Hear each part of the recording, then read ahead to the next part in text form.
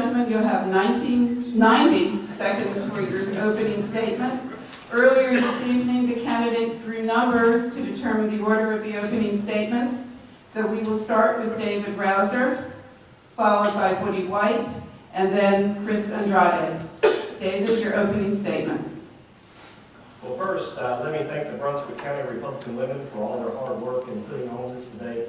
It's always great to be here with you. Life, liberty, and the pursuit of happiness. Those words from our Declaration shine in the hearts and minds of millions of people all across the world. Yet at this critical time in our country's history, those ideals are more at risk than at any point in our lifetimes. Make no mistake, there is a battle between light and darkness, between good and evil, that periodically tests the measure of our strength, that tests our character. Today, as we face growing threats abroad and at home, we are once again at a time of action. The course of history will be chosen by us, whether we as citizens of this great land will take back control of our government and our future, or whether we will allow our federal government to define our future for us. 2 years ago, I filed to run for Congress because I believe now is the time to act. That now is the time to get back to the basic founding principles of individual liberty and economic freedom that are embodied by our Constitution. There is nothing wrong with America. There is nothing wrong with the American people. What's wrong is our federal government. We must get the government out of the way and off of our backs so that America will regain its rightful place as the good, bright lamp of liberty that gives hope to those who yearn for it and is a force for freedom. Now, in essence, isn't that what this election of 2014 and 2016 is about? Who's going to control our destiny? Time. Us or the federal government? I look forward to your questions. Thank you, David. And now, Woody White. Helen, Ms. Warren, Ms. Babson, Ms. Pope, other distinguished guests here tonight. It is indeed an honor for me to be here with my wife Tammy and so many friends. I'm a lifelong resident of this district. Bob, I've lived here for 44 years. I was born in Kinston. I grew up in Elizabethtown, and I live in Wilmington with my wife and 2 children, aged 14 and 12. This election, the people in this room, this county, is going to pick the next congressman on May 6th, in 48 days. First time since 1868. This is a prediction I'm going to make, Mayor Mears. We're going to have a Republican in the United States Congress in the 7th District of North Carolina. And it's going to be one of us 3.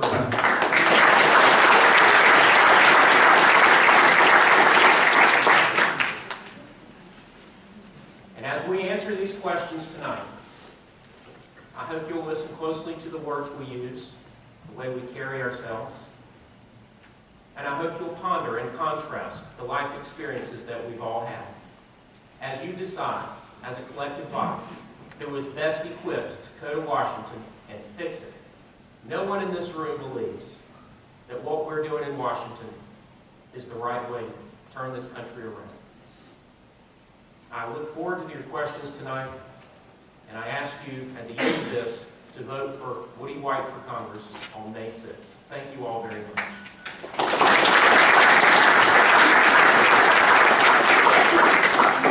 And now, Chris Andrade. Well, ladies and gentlemen, this is an extreme opportunity, and I'm honored to be here this evening.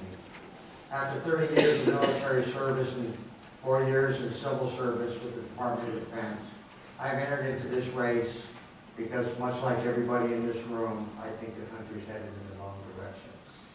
And I'm not standing here against these other 2 fine gentlemen. I'm giving the voters another option. Because I think there's voters out there that haven't heard answers to the common sense questions that they have. I look forward to this debate. I want to thank the Brunswick County Republican Women's Club for this opportunity to be with me this evening. Thank you.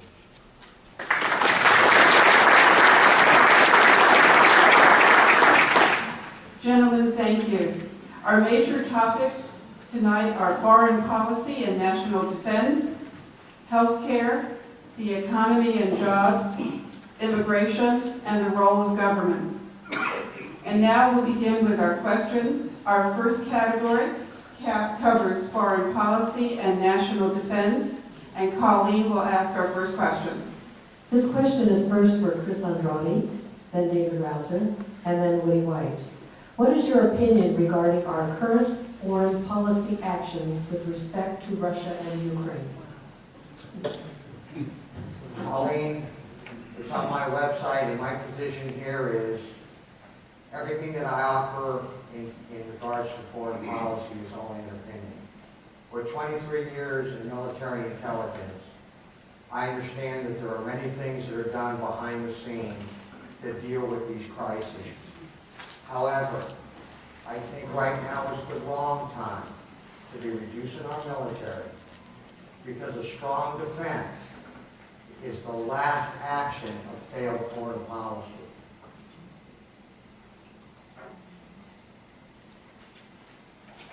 Thank you. And now, David Rouser. I'm glad we're starting this debate off with questions on national security and defense. Nothing is more important to the future of this country and our security than our national defense and our foreign policy. I think we need to understand why we're in the situation that we're in.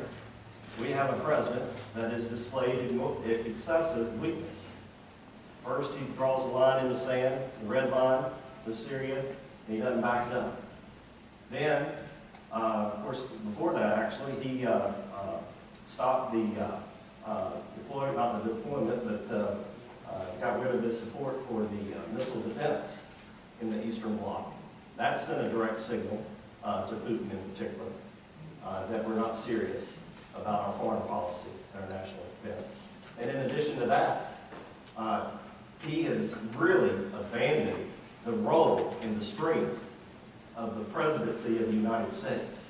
As a member of Congress, I believe that we should step forward and assert more jurisdiction and more oversight over the actions and inactions of this presidency. Thank you. And now, Woody White. Folks, America is an indispensable nation. It has been throughout its entire history, most notably in the last 5 decades. People like Bob Radish, who fought so hard for us, other veterans in this room know what we're talking about. Democrats have done everything they can to destroy our military. As recently as 15 days ago, when our Secretary of Defense proposed a budget that cut the military back to World War II levels, while social spending and domestic spending went up. What message does that send to our enemies at large? We're weak. Preceded, within the first 90 days of office, our president went on an apology tour around the world, saying he was sorry for our leadership, for our exceptional way of life, for us providing leadership and serving as a beacon of freedom to the world. That's wrong. One of the things you'll need to ponder is which congressman, which candidate for Congress is going to stand up and push back against the president. 435 members of Congress. You get to pick one. Which one's going to stand up in the caucus room? Say, Mr. Speaker, that's wrong. That's not what the people of the 7th District want. Which one's going to have a backbone and be a principled leader? We're in grave times. We think maybe the jetliner was hijacked a few days ago. We're not safe right now. Congress needs to exert its authority that our founding fathers gave it in Article 1 to declare war. It needs to take it back from the President of the United States at every juncture it can and engage the American people before we send our troops and our kids into harm's way.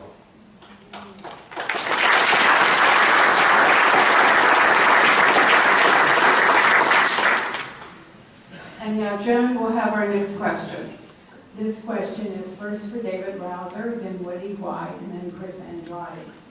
What is your opinion as to the greatest threat to our national security and why? What will you do as a member of Congress to mitigate this threat? Well, my personal opinion, one of the greatest threats to our national security is the fellow that we got in the White House right now.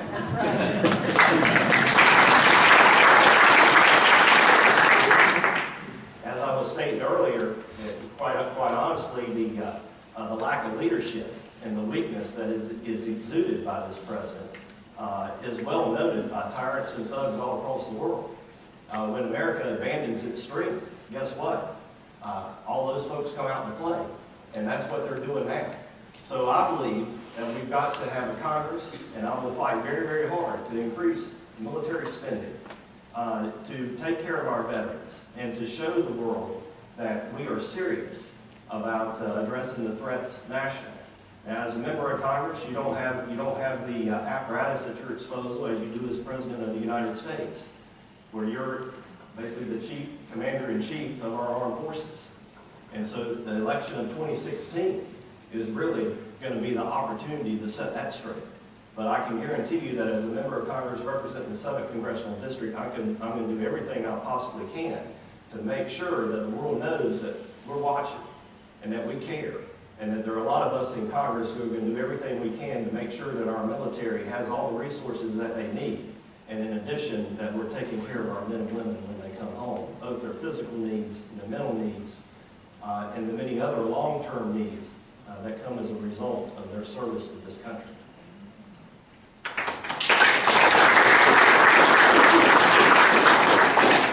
And now Woody White. Folks, the biggest threat to our national security is our inability to fix our problems at home. It portrays weakness. It portrays a lack of resolve. Our enemies look at us and laugh when we outsource our debt, when we have dysfunction in Washington, when we don't solve problems, when we don't lead. And that's not a gun or a bomb or an invasion, but that's the biggest threat to our national security is our inability to control our debt and spending. It undermines the very fabric of our country. It threatens our children and grandchildren. Folks, we can't triple the debt twice in 6.5 years and outsource our monetary policy to China without the world noticing. That's the biggest threat that this country is facing. And we need people in Washington that understand that, and understand what it's like in the real world. Once we get our own house in order, control our spending, prioritize, then we need to reassert ourselves globally. Not militarily necessarily, but as a beacon of freedom, as I said a few minutes ago, an example, an exceptional example. Our generations before us knew how to do it. They knew how to preserve it. They knew how to protect it. They knew how to bequeath it to our kids and to us. We don't know how to do that. We've forgotten because we're so busy arguing with each other and not leading. That's a threat to our national survival, not just our national security. Thank you.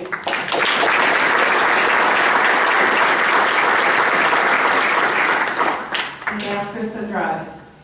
Ladies and gentlemen, the threat is, and has been for the last 12 years, global terrorism. They're in it for the long haul. Right now, a town called Ramadi, where I was honored to promote my son in Iraq, as he serves also, is now controlled by Al-Qaeda. The president can say the global war on terror is over, but it is not. And no matter what gains we make economically, within the government, with less regulation, can be turned on its head with another 9/11 style attack. And the only way we're going to combat that threat is with a strong military that's well provided for.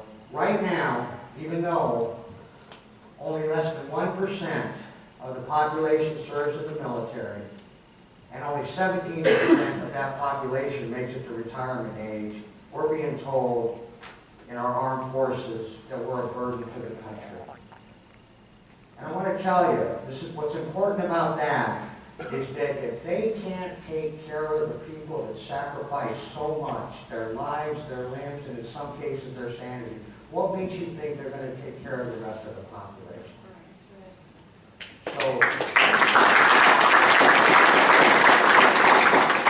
So we need a strong military, we need to send a strong message, and the other geopolitical threats like Russia and China will fall in line if we're strong militarily.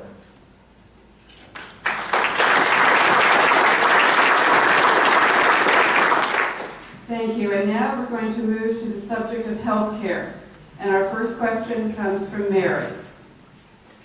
This question is first for Woody White, then Chris Andrade, and then David Rouser. Please comment on the most significant problems arising from Obamacare. Well, the first problem is not a website, ladies and gentlemen. I think the media has portrayed to us that the problem is just with a website. And if we get that fixed, then everything's okay. The biggest problem with Obamacare, first, is its drag on employment. When I meet with Chris Reed in Wilmington at Thompson Construction, and he says, I have 47 employees, and I say, well, why not 45 or 55? He said, well, don't you know the answer to that? He's scared to hire employees and go above the threshold. Because even though there's a short-term push-off, he doesn't know what the future holds. It's the uncertainty. And in this fragile recovery that we're experiencing, we're thankful for that. But the word fragile connotes that it can go either way if we do something dumb. Passing an individual and a corporate mandate, forcing people to leave their doctors that they've had relationships with their whole lives, particularly seniors, raiding Medicare $715 billion, and setting up a website that costs $100 million that doesn't work. Those are a lot of problems with it. You asked for one of the most important. It is the most important drag right now on our recovery and our employment. That's why it needs to be repealed. Unequivocally.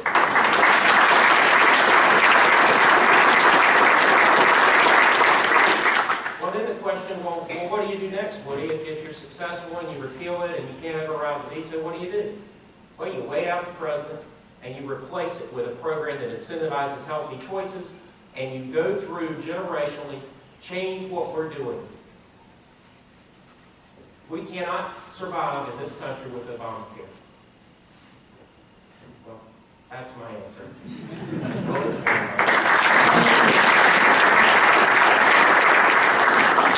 And now Chris Andrade. You can't pin it down to one thing, Mary, because Obamacare is not a train wreck, it's a meteor shower. Right now, 3 senators in the Republican Party have put forth a proposal called the Patient Care Act, and I've read through it, and it's far better than Obamacare. What we have to remember is when we talk about repeal, the American people have suffered enough.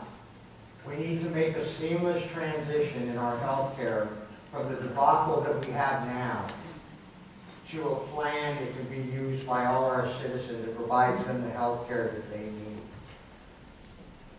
And the new proposal put forth by the Republican senators hits all the marks except for the website. It can be done right and it can be done correctly. And I think it should be done across state lines like auto and car insurance, because that'll be a true cost reduction driver. And it will let the American citizen pick the health insurance they want. Obamacare was nothing more than a hidden tax and a power grab by the government. And it's been proven that that's what it is. They're going to tell you what you want. They're going to tell you what you need. And you know what you need. So I'm all for repeal, but I'm for responsible repeal, and we better, as Republicans, have something in place to give to the American people.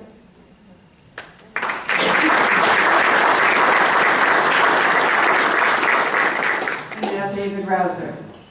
There's no question Obamacare is an absolute, total, complete disaster on multiple fronts. One, let's talk about the economic disaster it's helping to continue. You know, we've been in an economic decline, stagnation for a number of years now.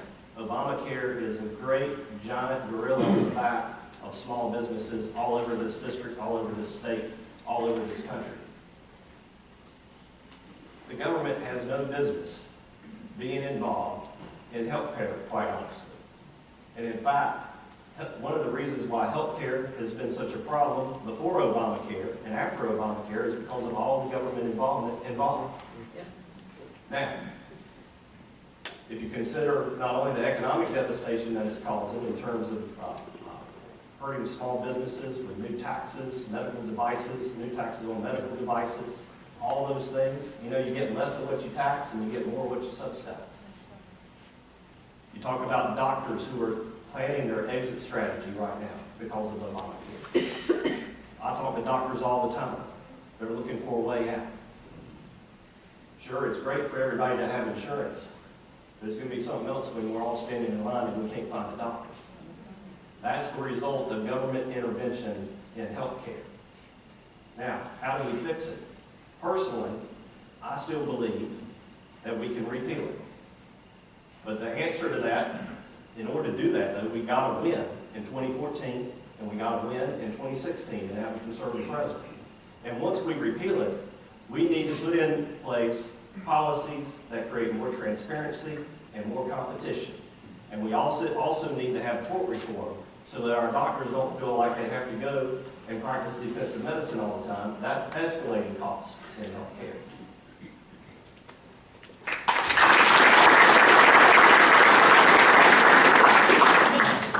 Thank you, David. We now have another question on healthcare from Colleen. This question is first for Chris Andrade, then David Rouser, and then Woody White. What actions would you support and pursue regarding Obamacare? Fix, repeal, or defund? Well, Colleen, I've already answered that, I'll do it again. Okay? I want to repeal it, but I want to repeal it responsibly. Because it is our job as representatives of the people to do the hard work, roll up our sleeves, figure out this problem, and give the people what they need. So if we have a plan in place, and we can transition seamlessly from Obamacare to our Republican proposal, then we will repeal Obamacare, and the American people will be all the better for it. Thank you. And now David Rouser. Well, personally, I think we ought to take every available opportunity to stop it in its tracks. Defund it. That's one option. The ultimate goal, though, is to repeal it. We're never going to be on the high ground until we repeal it and we replace it with a system that works, that enables more competition, more transparency, as I described before. But Obamacare is such a disaster for this country. I can assure you that I will do everything within my power, should I be elected to Congress and have the honor and opportunity to represent you, to defund and repeal at every possible opportunity.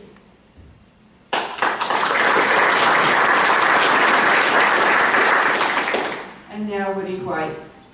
Well, individuals understand what their health needs are much better than the Washington bureaucrats. And the idea that we can run our healthcare system like we run our post office is absurd.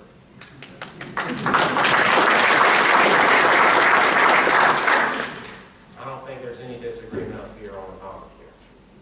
We need to repeal it. We need to defund it first if we can't repeal it.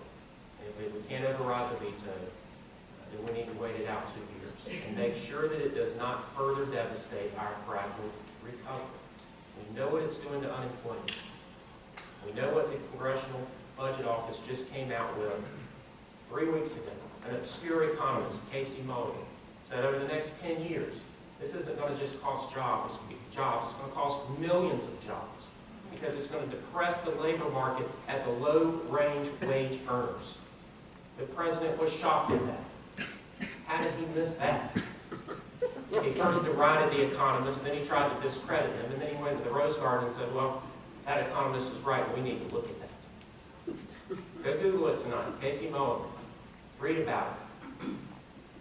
That's how important this issue is. That's why a lot of you are here tonight. And that's why everywhere I go in this 7th Congressional District, I meet with physicians and patients and families and employers. That's the first thing they ask me about. What are you going to do, Woody, about Obamacare? And I tell them, the same thing I'll tell you tonight, everything physically possible to repeal it.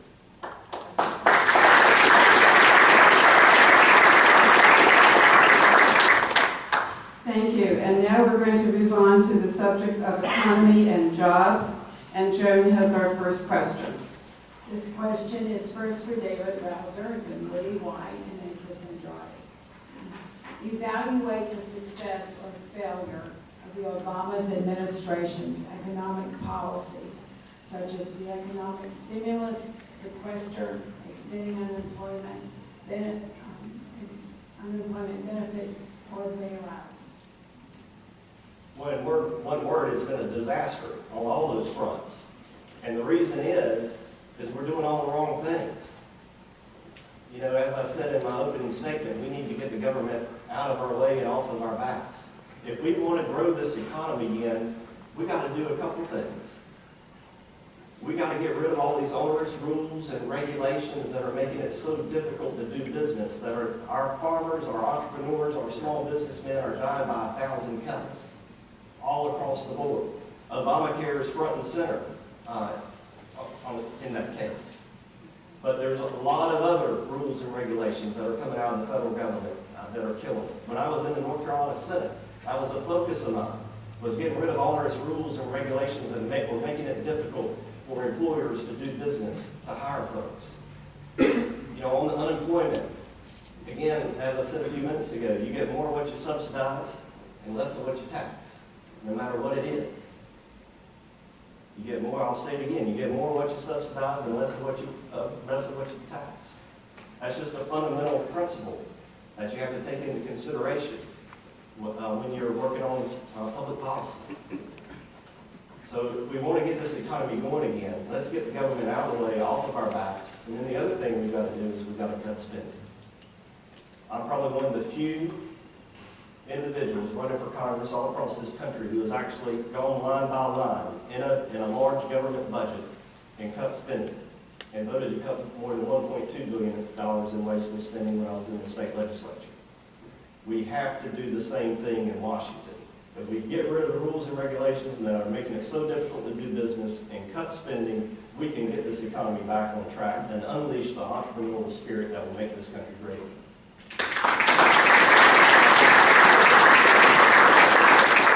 And now Woody White. We have to change the mindset in Washington. We're not going to change the president's mind, but we have to try to change everyone else's. We have to begin, for example, with extending unemployment benefits and the notion that we need to do that without understanding what that's going to do to unemployment. Folks, when we didn't do that in North Carolina, what happened? Within 4 months, our unemployment dropped 2%. People went out, got jobs. When the government stopped handouts. Now, government has a role. We're going to talk about that later, about people that are down and need help. It's the central purpose of government. We'll expand on that later. But it can't be everything to everyone in perpetuity, or this is what we get. Now, one of the choices you have up here between us three is a guy that's run a business for nearly 20 years in this district, started with 0 employees. Every 2 weeks, I meet a payroll. A lot of times, I don't get paid myself, but my employees have gotten paid almost 20 years. Every quarter for nearly 20 years, I make my payroll taxes. You want to talk about struggling with small business and paying your mortgage and understanding what it's like to pay your phone bill and knowing what those struggles are? I know that because I live it. My dad's a small businessman. My mom was a small businesswoman. That's ingrained in me.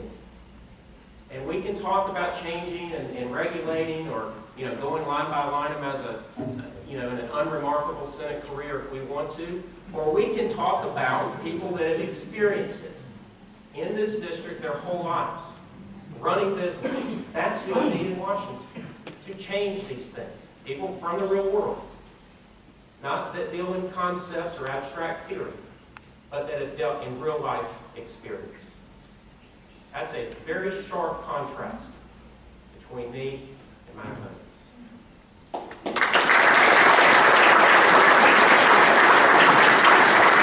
Now, Chris Andrade.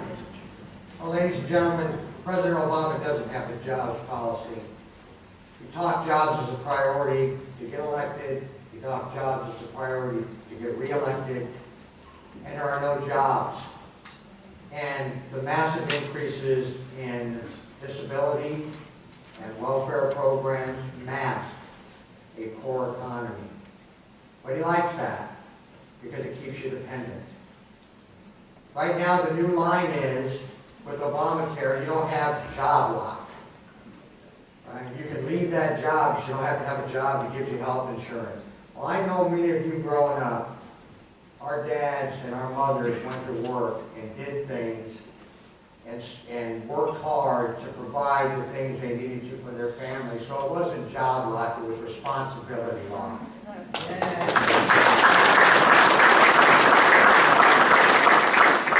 President Obama made Jeffrey Immelt, the president of GE, his job czar his first year. And that man sent 30,000 jobs to China. I don't know what you call that, but being a job czar. So the jobs aren't the priority. And this administration is going to